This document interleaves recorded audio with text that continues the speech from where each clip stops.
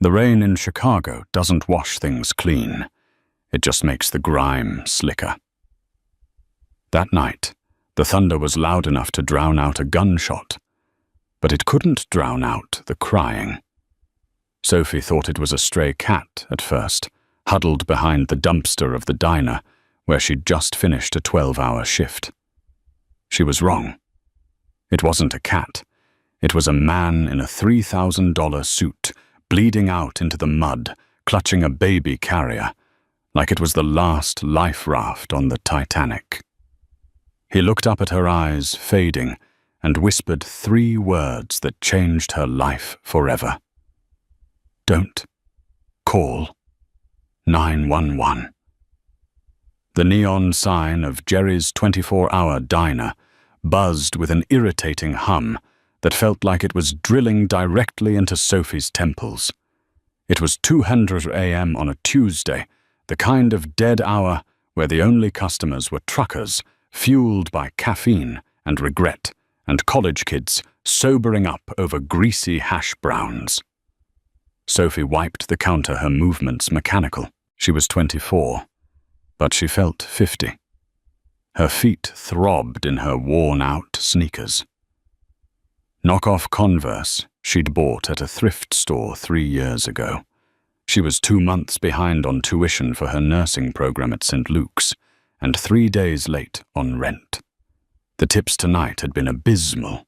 She had exactly $42 in her pocket. Sophie. "Stop daydreaming and take the trash out," Jerry barked from the kitchen window. He was a man composed entirely of grease stains and bad attitude. "Going, Jerry," Sophie sighed. She grabbed the heavy black bags, the smell of stale coffee and onions wafting up to assault her nose. She kicked the back door open.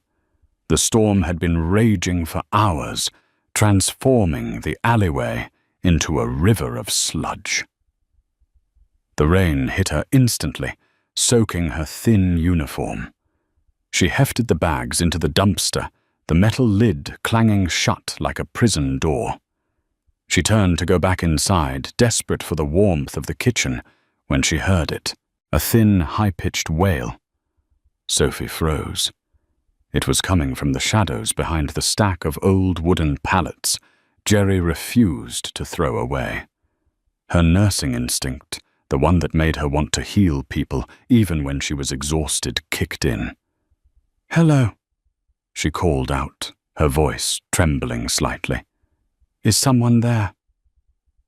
The wail came again, joined by a second identical cry. Sophie stepped around the pallets. The dim yellow light from the street lamp above flickered, illuminating a scene that made her blood run cold.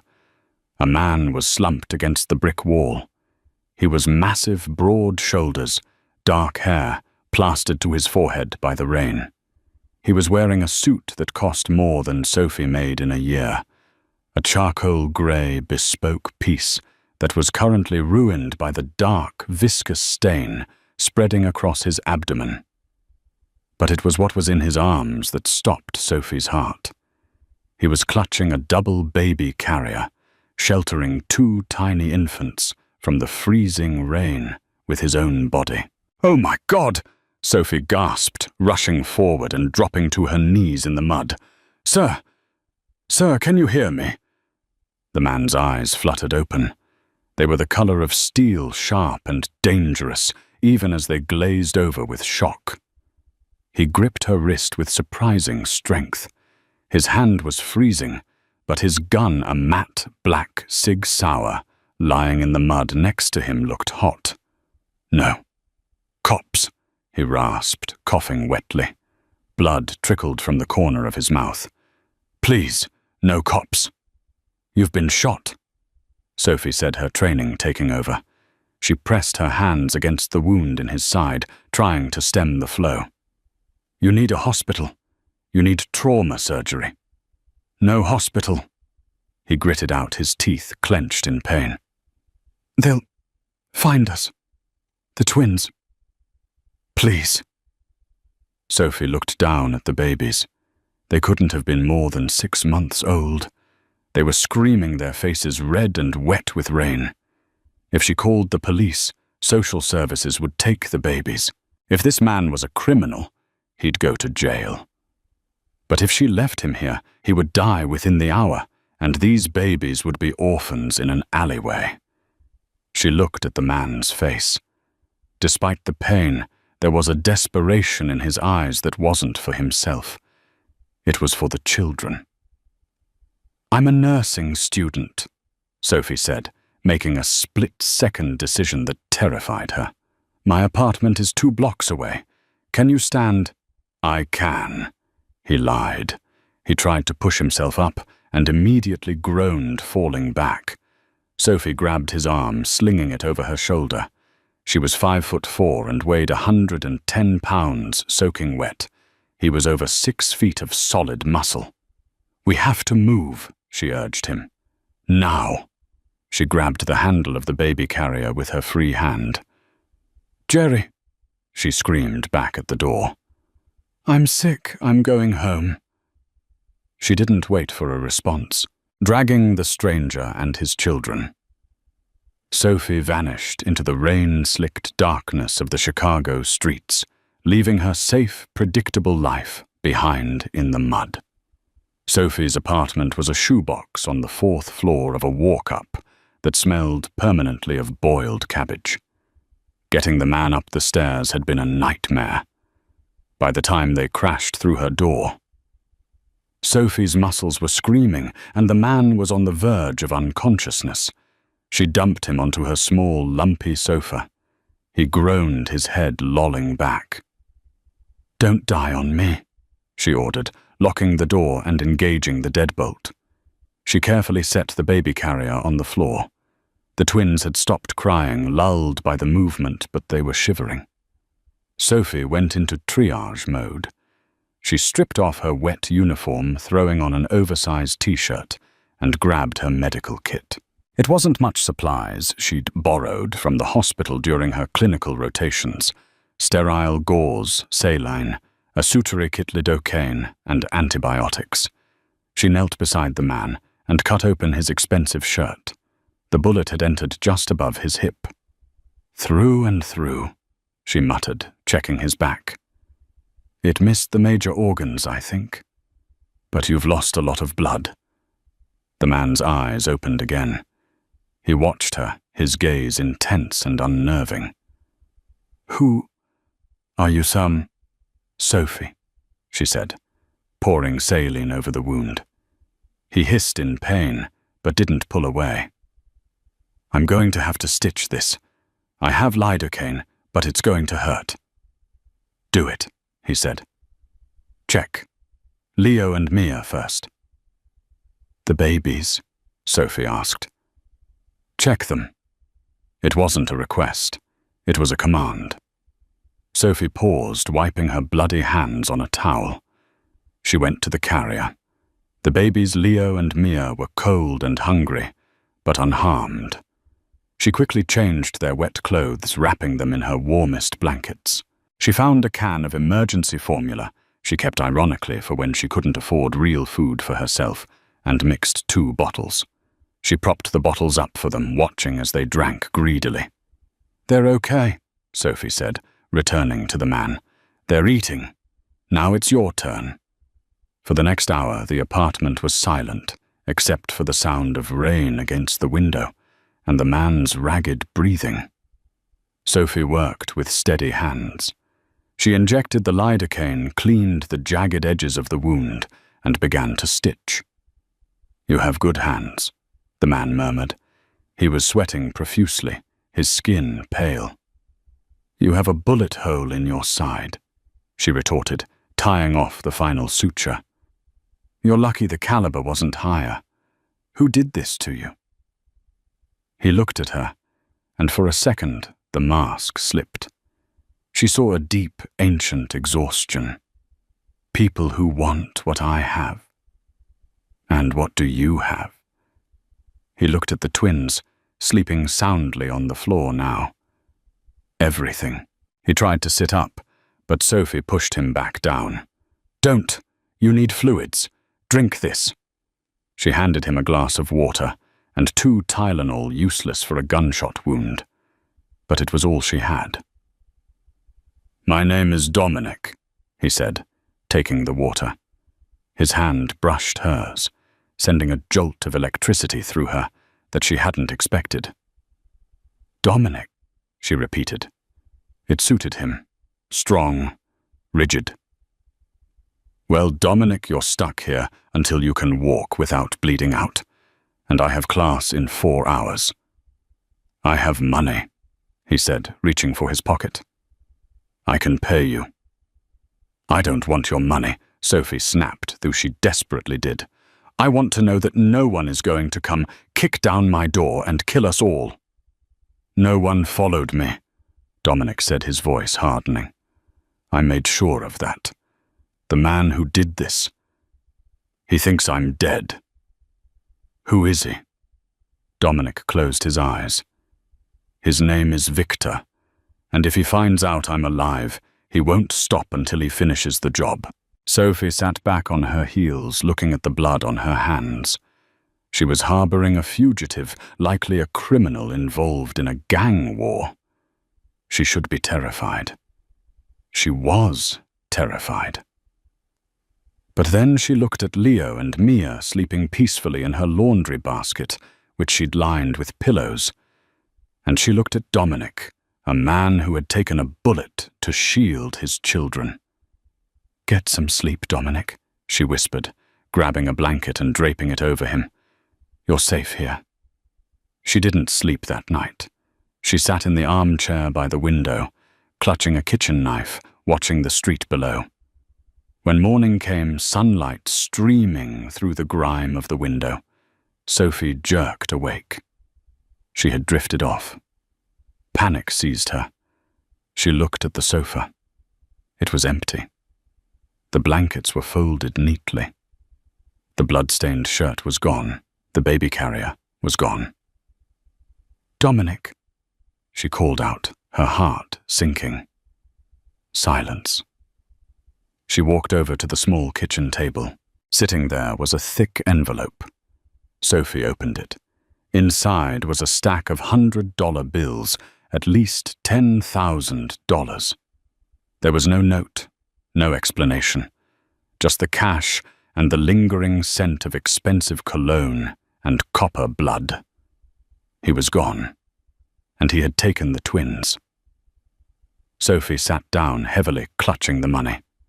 She should have been relieved. The danger was gone. She could pay her tuition. She could pay her rent.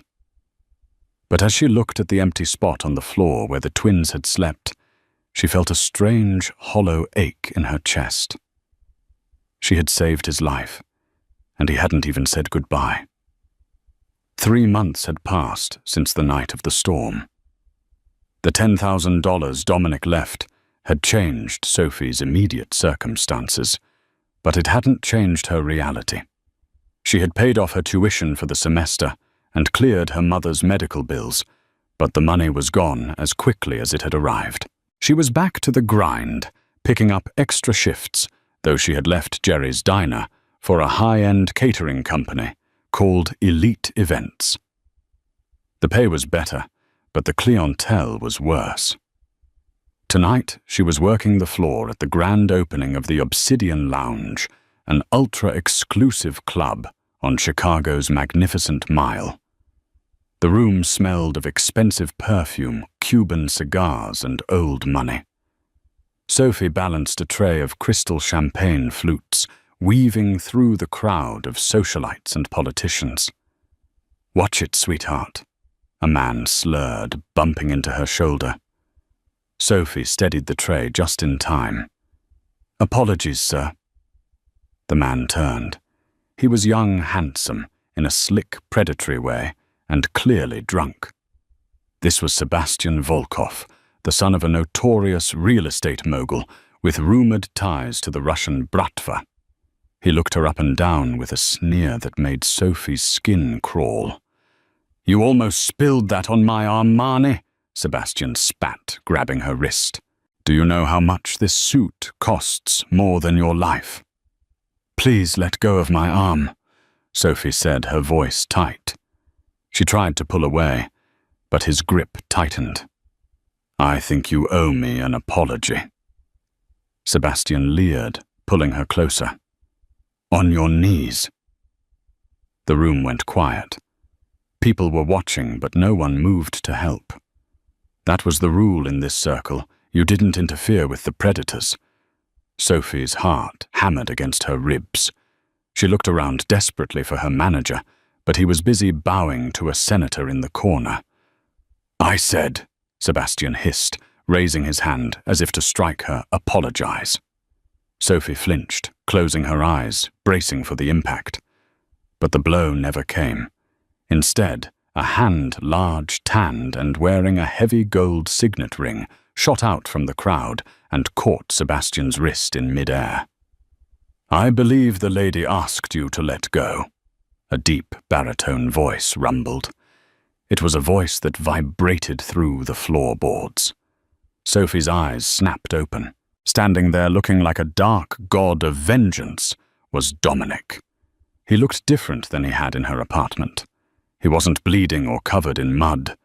He was wearing a black tuxedo that fit him like a second skin. His hair was slicked back, revealing the sharp, brutal lines of his face. He radiated power, the kind of cold, hard authority that made the air in the room drop 10 degrees. Sebastian looked at Dominic, and the color drained from his face instantly. The arrogance vanished, replaced by pure, unadulterated terror.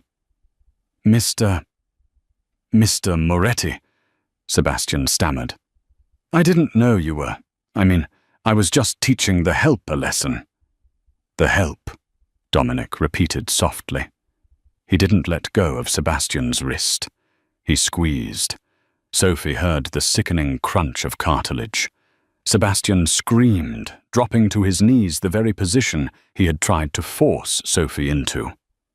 This woman, Dominic said, his voice loud enough to carry across the silent room. Saved my life. If you touch her again, Sebastian, I won't break your wrist. I will break your entire lineage. He shoved Sebastian away. The young man scrambled backward, clutching his broken hand, and fled into the crowd without a word. Dominic turned to Sophie. His steel-grey eyes locked onto hers, and for a moment the terrifying Mafia Don vanished, and she saw the man from the alley. Hello, Sophie, he said. You... She breathed her tray, trembling in her hands. You're alive. Thanks to you, he said. He reached out and took the heavy tray from her hands, setting it on a nearby table with a careless crash of crystal. Shift's over. I can't just leave, Sophie protested, though her legs felt like jelly. My manager. Your manager works for me now, Dominic said calmly. He offered her his arm. Come with me. We have unfinished business. Dominic led her out the back exit, bypassing the paparazzi swarming the front.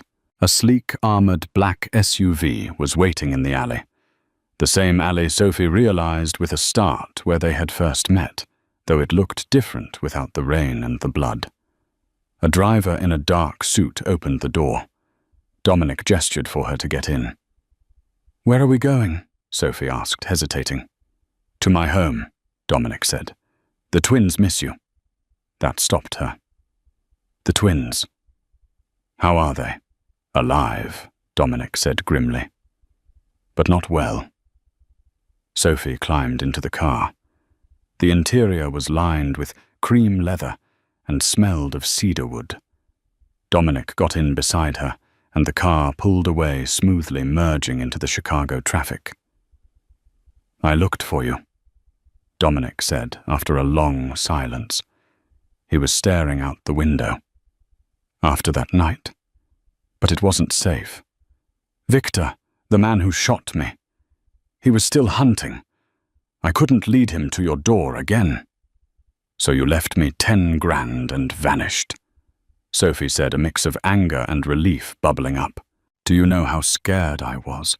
I thought I'd be arrested for harboring a criminal. Dominic turned to her. The streetlights cast shadows across his face. I am a criminal, Sophie. I am the head of the Moretti crime family. The police don't arrest me because I own the police. Sophie swallowed hard. She had suspected, of course. The suit, the gun, the cash. But hearing it said out loud was different. She was sitting in a car with the most dangerous man in the city. Why are you telling me this? Because I need you, he said simply. The car slowed, turning off the highway and heading toward the exclusive estate district of Lake Forest. They approached a massive wrought iron gate flanked by security guards with assault rifles.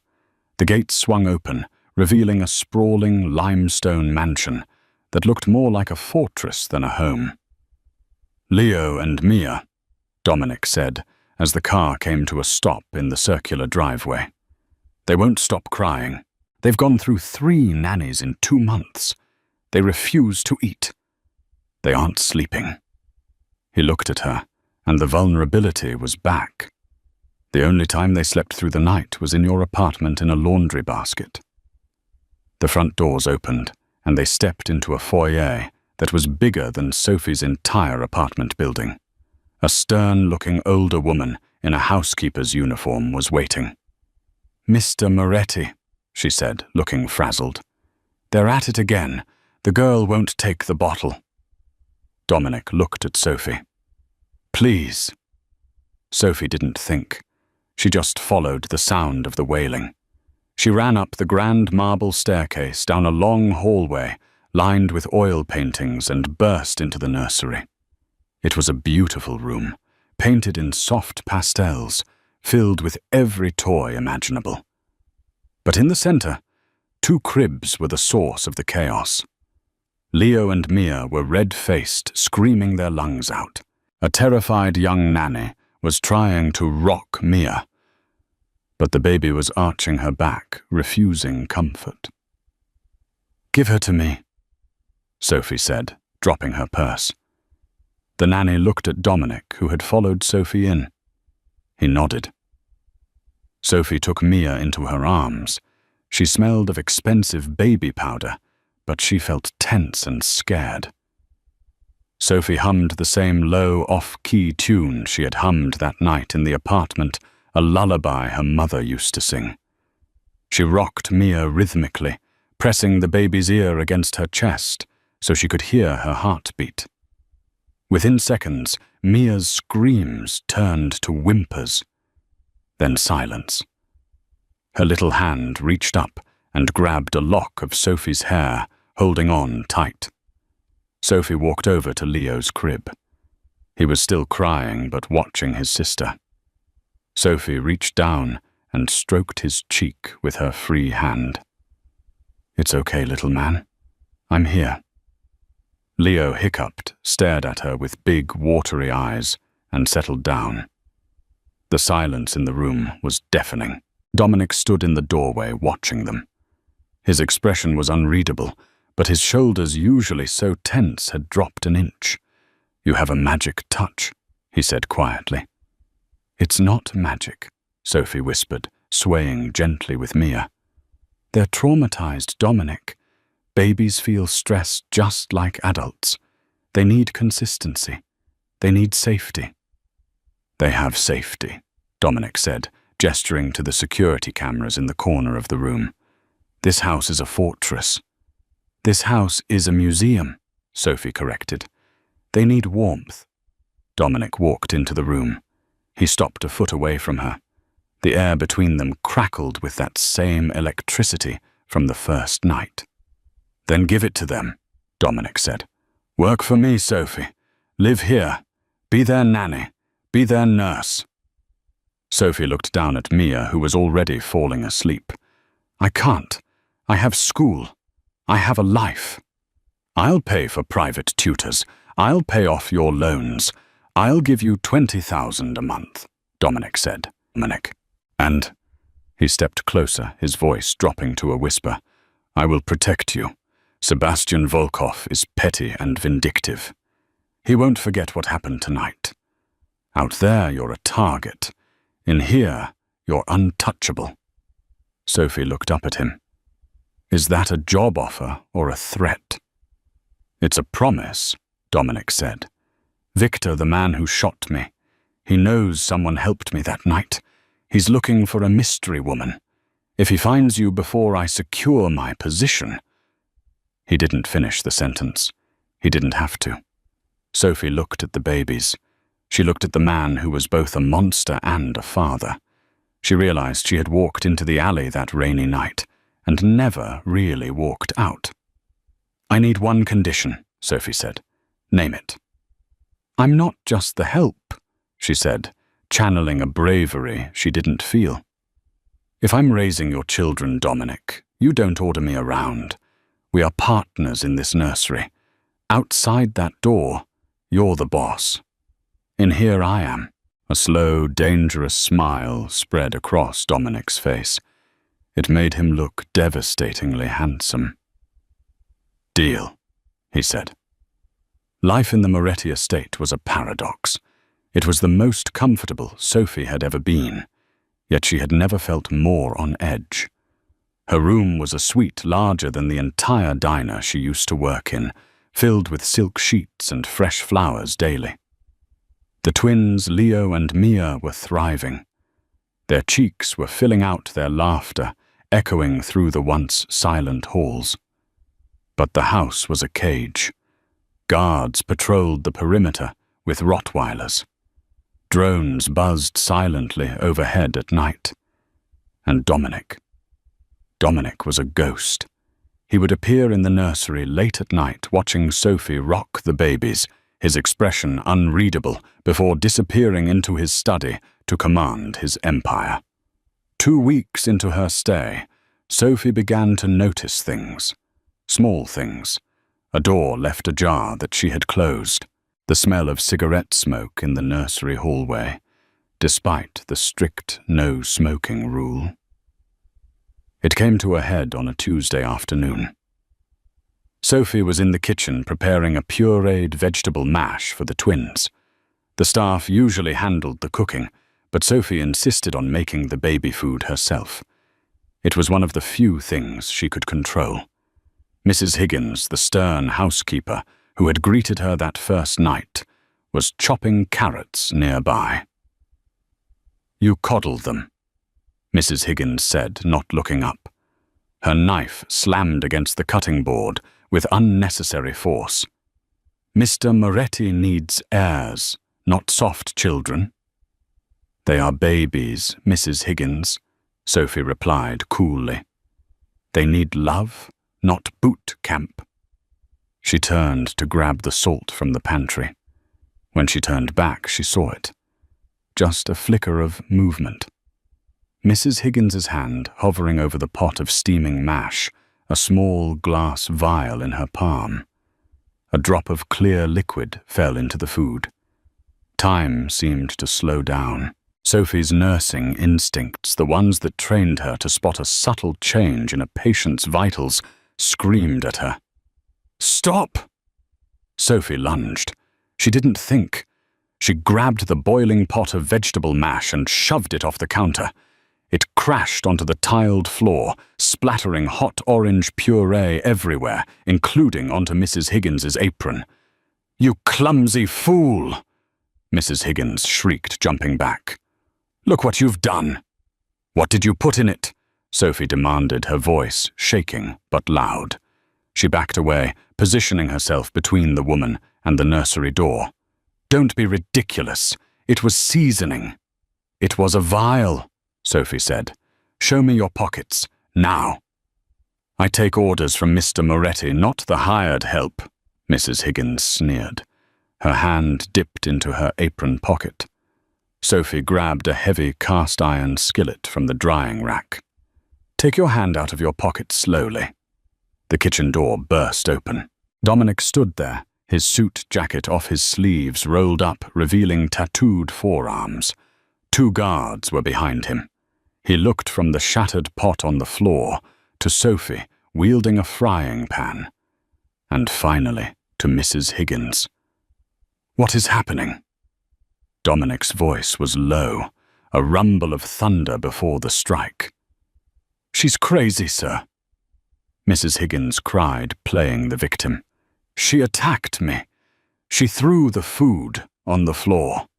She poisoned it," Sophie said. Her eyes locked on Dominic. "I saw her drop liquid from a vial into the twins' food."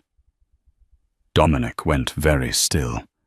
He walked over to the mess on the floor. He dipped his finger into the cooling mash, not to taste it, but to smell it. He brought it to his nose and sniffed. Bitter almonds. Cyanide. He looked up. The temperature in the room dropped to 0. "Bruno," Dominic said to his head of security, "check her pockets." Mrs. Higgins tried to run, but she was an old woman against armed guards. Bruno restrained her, easily reaching into her apron. He pulled out a small, empty glass vial. "Victor sends his regards," Mrs. Higgins spat, her facade crumbling into pure hatred.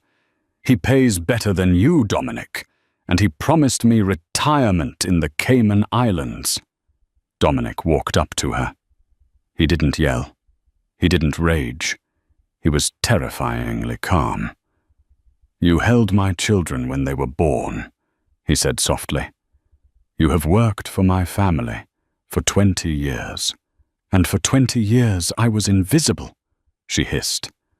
Dominic nodded to the guards. "Take her to the basement. I want to know exactly how Victor contacted her, how much she was paid, and what other fail-safes she set up in my house. Do not let her die until she speaks." As they dragged the screaming woman away, Dominic turned to Sophie. He looked at the skillet she was still clutching, then at her trembling hands. He closed the distance between them and gently took the heavy pan from her grip. He took her hands in his. "You saved them again," he whispered. I just saw it," Sophie stammered. The adrenaline was crashing, leaving her knees weak. "Is she? Are you going to kill her?" "She tried to murder my children, Sophie," Dominic said, his eyes hard as flint. "Karma is coming for her, and it will be hard, and it will be slow." He pulled her into his chest. For the first time, Sophie didn't pull away. She buried her face in his shirt, smelling the scent of cedar and danger, and realized with a terrifying clarity that she wasn't just the nanny anymore. She was part of the war. The betrayal of Mrs. Higgins changed everything. The house went into total lockdown. All staff were fired and replaced with men Dominic trusted with his life. But the biggest change was in Dominic himself. He wouldn't let Sophie out of his sight. 3 days after the incident, he walked into the nursery holding a garment bag. "Put this on," he said. Sophie looked up from the storybook she was reading to Leo. "What is it? A dress? We are going out." "I can't go out," Sophie argued. "The babies. My sister Julia is flying in from Italy to watch them. She is the only other person on this earth I trust." "She arrived an hour ago," Dominic said. "Tonight is the simplistic annual gala for the Chicago Business Association. It's a front for the families to meet on neutral ground. Victor will be there." "And you want to go?" Sophie asked, incredulous, "after he tried to poison your kids." "I have to go," Dominic corrected. "If I don't show my face, I look weak. If I look weak, the sharks circle. I need to show them that the Moretti family is unbreakable." He stepped closer, his voice dropping. "And I need you to be on my arm." "Me, why?" "Because the rumor on the street is that I'm wounded, vulnerable, and alone. I need to show them I have a future. I need to show them I have a queen." Sophie stood up. "You want me to pretend to be your girlfriend?" Dominic looked at her, his gaze sweeping over her messy bun and sweatpants. "No. I want you to be my fiancé." He reached into his pocket and pulled out a velvet box. Inside sat a diamond the size of a quail egg, surrounded by sapphires. It was heavy, ancient, and undeniably real. "This was my mother's," he said. "Wear it tonight. Play the part. And tomorrow I will wire $5 million into an offshore account for you. You can leave Disappear Start over anywhere in the world." Sophie looked at the ring, then at Dominic. The money meant freedom. It meant safety. But looking at him, she realized she didn't want to disappear. She wanted to see him win. "I don't want the money," Sophie said, taking the box. "But if I do this, you owe me." "Anything," Dominic vowed. "You have to survive," she said. 2 hours later, Sophie transformed. The dress was a midnight blue silk gown that hugged every curve with a slit that went up to her thigh. Her hair was cascaded in loose waves, and the massive ring weighed heavy on her hand. When she walked down the stairs, Dominic was waiting at the bottom. He stopped checking his watch. He stopped breathing for a second. "Breathtaking," he murmured as she reached him. He offered her his arm. "Are you ready to walk into the lion's den?" "Sophie, as long as the lions don't bite," she replied, gripping his arm tightly. "If they try," Dominic said, patting the bulge of the holster beneath his tuxedo jacket, "I'll pull their teeth out." The gala was held at the Art Institute of Chicago. It was a sea of black ties, diamonds, and forced smiles. As Dominic and Sophie entered the room, went silent.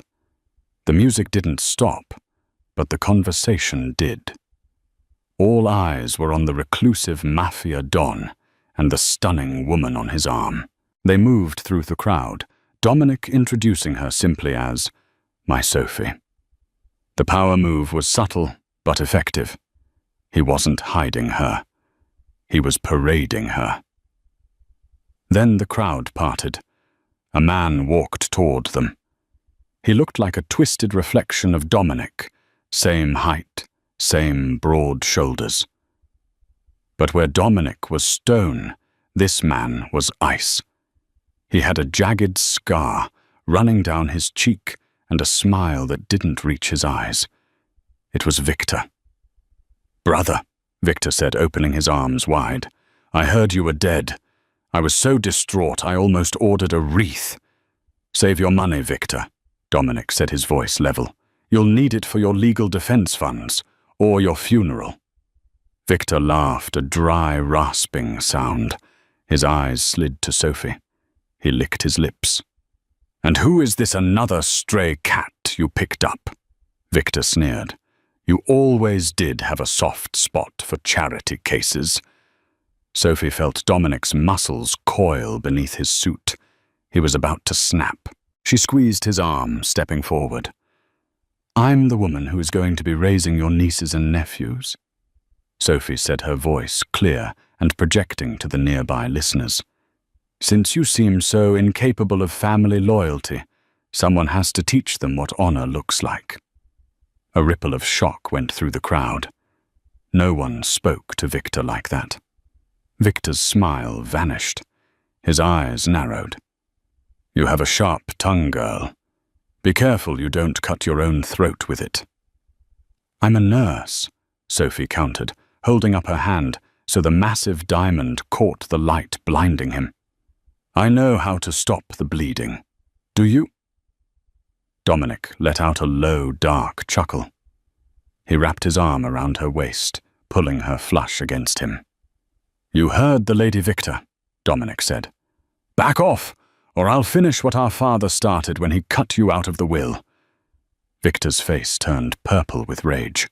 He stepped closer, dropping his voice so only they could hear. "Enjoy your night, Dominic. Enjoy your whore. Because by midnight, this city will be mine. And that house will be a tomb." "Is that a threat?" Dominic asked. "It's a spoiler," Victor whispered. Suddenly the lights in the massive hall flickered and died. The emergency alarms began to blare. The heavy steel security doors slammed shut, sealing the exits. Screams erupted from the crowd. "It's a trap!" Dominic shouted over the noise, drawing his gun. He pushed Sophie behind him. "He locked us in!" "Dominic!" Sophie yelled, pointing to the balcony above them. Men in tactical gear and gas masks were rappelling down from the ceiling skylights, weapons drawn. "Get down!" Dominic roared, tackling Sophie to the floor, just as the first hail of bullets shattered the champagne tower next to them. The gala was over. The war had begun. The Grand Hall of the Art Institute of Chicago was a masterpiece of opulence. Under the vaulted ceilings, the city's elite mingled like sharks in a gold-plated tank. The air was thick with the scent of Chanel No. 5 roasted duck and the subtle metallic tang of fear. Sophie stood by Dominic's side, her hand resting on the crook of his arm. Through the fabric of his tuxedo, his muscles were hard as stone, coiled and ready to strike. She scanned the room, her eyes darting over the sea of faces. She saw senators who had appeared on the news just that morning, tech moguls who owned half of Silicon Valley, and socialites whose only job was to be seen. But beneath the glamour, the atmosphere was brittle. The music, a live string quartet playing Vivaldi, felt too loud, too frantic. "Something is wrong," Sophie whispered, leaning in close to Dominic. "The waiters. They aren't serving drinks anymore. They're moving toward the exits." Dominic didn't look at her, but his grip on her hand tightened. "I know. Keep smiling, Sophie. Don't let them see you bleed before they even cut you." Suddenly, the heavy oak doors at the main entrance slammed shut with a boom that echoed like a gunshot. A collective gasp rippled through the crowd. The string quartet screeched to a halt. From the shadows of the upper mezzanine, a slow, rhythmic clapping began. Clap, clap, clap. A spotlight, usually reserved for illuminating priceless sculptures, swiveled sharply, cutting through the dim ambition of the room to highlight a figure standing on the balcony. It was Victor. He looked less like a man and more like a spectre. He was dressed in a white suit that stood out starkly against the darkness, a jagged scar running from his temple to his jawline. A souvenir from a childhood fight with Dominic that Sophie had only heard rumors about. He leaned over the railing, looking down at the hundreds of trapped guests with the bored expression of a cruel god. "Ladies and gentlemen," Victor's voice boomed, amplified by a microphone he held casually in one hand. "I apologize for the interruption to your evening of hypocrisy and cheap champagne, but I'm afraid the party is over." He gestured with his free hand, and the sound of mechanical locks engaging on the side exits hissed through the silent hall. Click-clack. Click-clack. "Victor!" Dominic's voice cut through the air, powerful and commanding. He stepped forward, shielding Sophie with his body. "This is between us. Let these people go." Victor laughed, a dry, rasping sound that made Sophie's skin crawl. "Oh, little brother, you always were so sentimental. These people, they are witnesses, and tonight I'm not just killing you. I'm killing the legend of the Moretti family. I'm burning it all to the ground." Victor snapped his fingers. Glass shattered from the skylights above. Black ropes dropped from the ceiling, and men in full tactical gear rappelled down like saddles, their boots hitting the marble floor with heavy thuds. They were mercenaries, faceless behind gas masks, weapons raised. "Kill him," Victor commanded, his voice devoid of emotion. "And bring me the girl." Chaos erupted. The room dissolved into a frenzy of screaming civilians. People in gowns and tuxedos scrambled over each other, overturning tables, diving behind ice sculptures and pillars. The deafening rat-a-tat-tat of automatic gunfire shredded the air. "Move!" Dominic roared, grabbing Sophie's waist and practically throwing her behind a massive pedestal supporting a bronze Roman gladiator. Bullets chipped the marble inches from Sophie's face, sending sharp dust into her eyes. She huddled on the floor, covering her head, her heart hammering against her ribs like a trapped bird. The noise was unbearable, a cacophony of shattering glass screams and the relentless pounding of gunfire. Dominic was not cowering. He was fighting. He moved with a terrifying fluid grace, popping out from behind the cover to fire 2 controlled shots from his handgun. 2 of the repelling mercenaries jerked and fell, their bodies tangling in their ropes, swaying grimly above the panic. "There are too many of them," Sophie screamed, looking at Dominic. He was reloading his movements, precise, mechanical. But she saw the sweat beading on his forehead. She saw the blood seeping through the shoulder of his tuxedo jacket, a graze he hadn't even flinched at. "He wants to box us in," Dominic gritted out, slamming a fresh magazine home. "He's got the high ground and he has the numbers. We can't win a firefight here." "So what do we do?" Sophie cried. Dominic looked at her. For a split second, the hard mask of the Mafia Don slipped, and she saw the man who had sat in her kitchen watching his children sleep. He reached into his jacket pocket and pulled out a sleek black smartphone. "I knew he would try something," Dominic said, his voice urgent.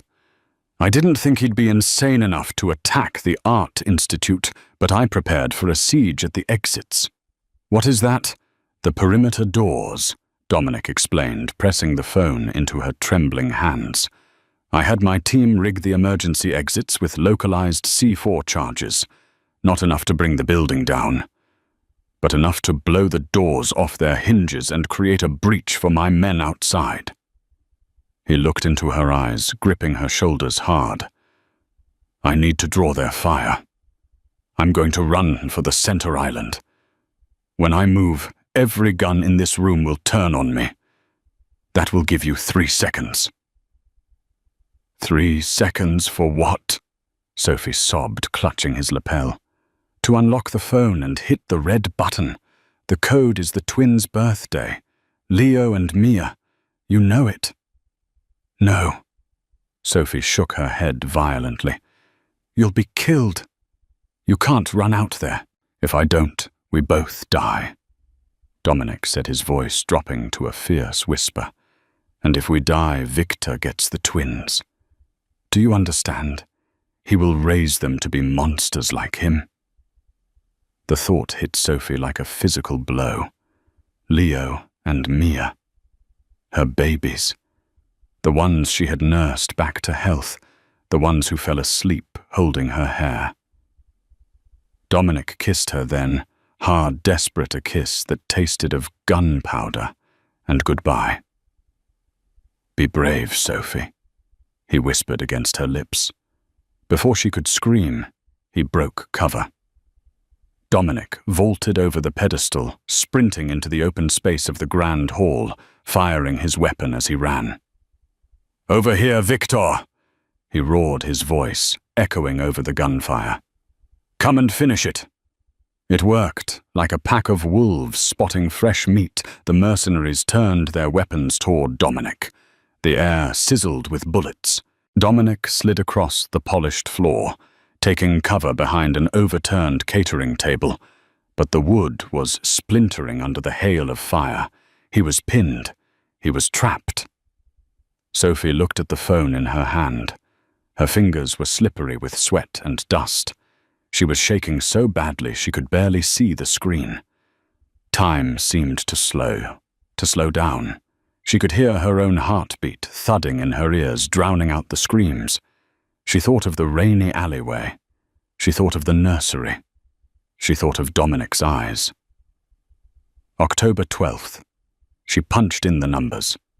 1012. A large red button appeared on the screen. Detonate. Sophie closed her eyes and pressed it. Boom! The world turned white. The concussion wave was massive. The heavy steel emergency doors at the east and west ends of the hall didn't just open, they disintegrated. The explosion blew them inward, sending shrapnel flying and knocking the mercenaries off their feet. Through the smoke and dust, a new sound emerged. Not the chaotic spray of mercenary fire, but the disciplined, rhythmic thunder of heavy assault rifles. Clear move, clear. Through the breached doors, a dozen of Dominic's elite guards stormed in, led by Bruno. They were precision instruments of violence. They moved in a phalanx, sweeping the room. The tide of the battle turned in seconds. Victor's mercenaries, disoriented by the blast and caught in the open, fell one by one. On the balcony, Victor realized his trap had failed. His face twisted from arrogance to pure, unadulterated rage. He saw his men falling. He saw his victory slipping away. And then he saw Dominic. Dominic was hurt. He was rising from behind the shredded catering table, favoring his left leg, his gun empty. Victor didn't flee. He was too proud, too consumed by hatred. He pulled a silver Desert Eagle from his belt and vaulted over the balcony railing, landing on the ground floor with a heavy thud. He ignored the chaos around him, marching straight toward his unarmed brother. "It ends now," Victor screamed, raising the massive silver gun. "I will be the last Moretti standing." Dominic tried to move, but his leg gave out. He stumbled, falling to one knee. He looked up at the barrel of his brother's gun. There was no fear in his eyes, only a quiet acceptance. "Do it," Dominic spat. "And rot in hell." Victor cocked the hammer. "Ladies first, I'll send you to say hello to Mother." Sophie was still behind the pedestal. She saw it all happening in slow motion. The guards were too far away, engaging the last of the mercenaries. Bruno was shouting, running, but he wouldn't make it in time. Dominic was going to die. Sophie didn't think. The person she had been, the timid nursing student, the waitress who took orders, vanished. In her place was something else. A mother. A protector. A Moretti. Her eyes landed on a weapon lying on the floor a few feet away.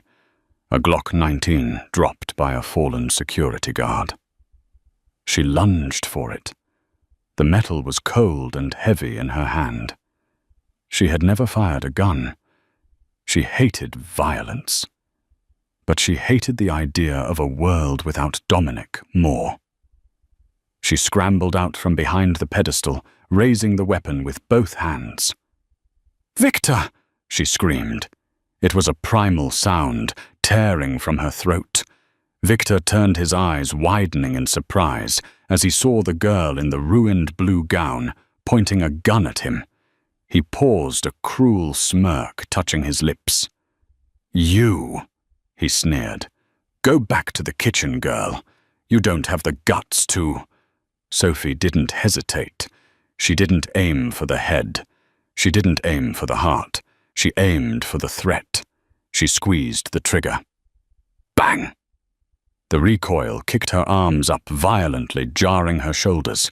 The sound was deafening, ringing in her ears. Victor's smirk vanished. His leg kicked out from under him as the bullet tore through his kneecap, shattering the bone. He collapsed to the floor with a high-pitched gargling scream, clutching his ruined leg. The silver gun clattered across the marble floor, sliding out of reach. Dominic was on him in a heartbeat. Despite his own injuries, he lunged forward, kicking Victor flat onto his back. He loomed over his brother, his face a mask of dark fury. "My leg! She shot my leg!" Victor howled, writhing in agony. "That bitch shot me." Dominic looked back at Sophie. She was standing there, chest heaving, the gun still raised, smoke drifting from the barrel. She looked terrified, but she was standing tall. Dominic looked back down at Victor. "She missed," Dominic said coldly. "She was aiming for your head." "She's a waitress." Victor spat, blood bubbling on his lips. "She's nothing." "She is the mother of my children," Dominic growled. "And she is the queen of this city. You are the one who is nothing." Bruno and the guards reached them then, surrounding Victor with weapons drawn. The battle was over. The smoke began to clear, revealing the carnage of the ruined gala. Dominic limped over to Sophie. She dropped the gun as if it were burning hot. Her knees buckled, and she began to fall, the adrenaline crashing out of her system. Dominic caught her. He wrapped his arms around her, holding her so tight she could barely breathe. He buried his face in her neck, and she felt something wet on her skin. Tears. The great Dominic Moretti was shaking. "I shot him," Sophie whispered, her voice trembling uncontrollably. "I shot a person, Dominic." "You saved us," Dominic murmured into her hair. "You saved everyone. You did what you had to do." He pulled back, framing her face with his large, rough hands. He wiped a smudge of soot from her cheek with his thumb. "I told you," he said, his voice thick with emotion. "I told you that you were a partner. Tonight you proved it. You aren't just a part of my world, Sophie. You are my world." "The twins," Sophie stammered. "Are safe," Dominic promised. "Victor is done. His men are done. It's over." He swept her up into his arms, ignoring the pain in his own body. He carried her past the stunned survivors, past the wreckage of their old lives, and toward the shattered exit where the cool night air of Chicago waited. "Let's go home," he said. "Our family is waiting." That is the story of how Sophie went from a struggling waitress to the queen of the Chicago underworld. It wasn't just about the money or the danger. It was about finding love in the darkest alleyways and realizing that sometimes the scariest monsters are just fathers fighting to protect their children. Sophie proved that you don't need a weapon to be strong. Sometimes you just need the courage to open your door to a stranger in the rain. What would you have done if you found Dominic in that alley? Would you have called 911, or would you have taken the risk like Sophie? Let me know in the comments below. I read every single one. If you enjoyed this story of hard karma, romance, and sweet revenge, please smash that like button. It really helps the channel grow. And don't forget to subscribe and hit the bell icon so you never miss the next dramatic story. Thanks for watching.